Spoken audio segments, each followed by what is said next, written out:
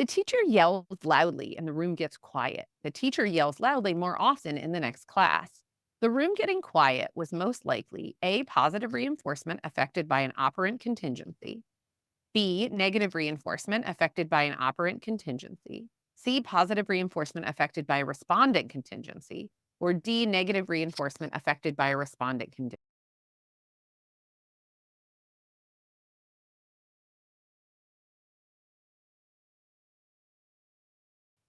B is the correct answer because it's negative reinforcement affected by an operant contingency.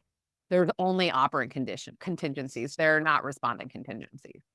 Contingency is only used for operant behavior.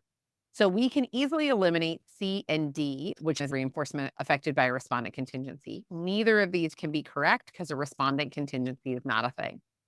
An operant contingency is a thing, and this is part of an operant contingency. So we know this is operant behavior because remember, respondent behavior is going to be related to survival.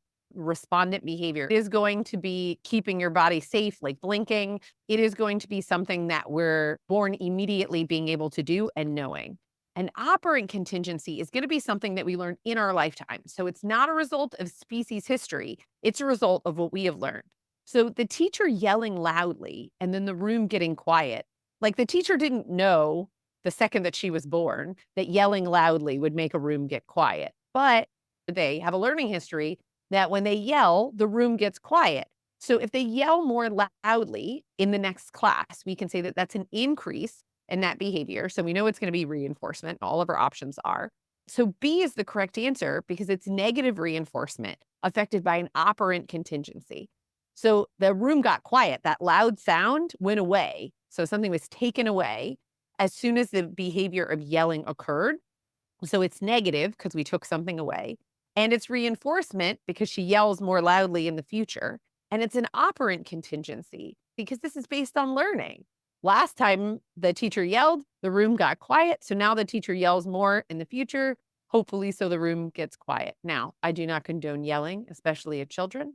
But this is one of the unfortunate things about us as practitioners is oftentimes when we do something that's aversive, if it works, then we negatively reinforces our own behaviors of using aversive procedures. So we really have to think about, why am I using this? Does this meet my values? And what am I teaching them? If I'm yelling at them to be quiet, I'm yelling.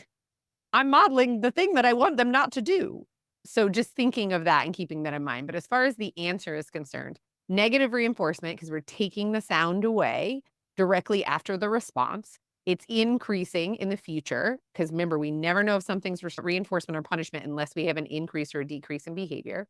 And it's an operant contingency because it's operant behavior. So we're talking about reinforcement and punishment, which is all going to be operant.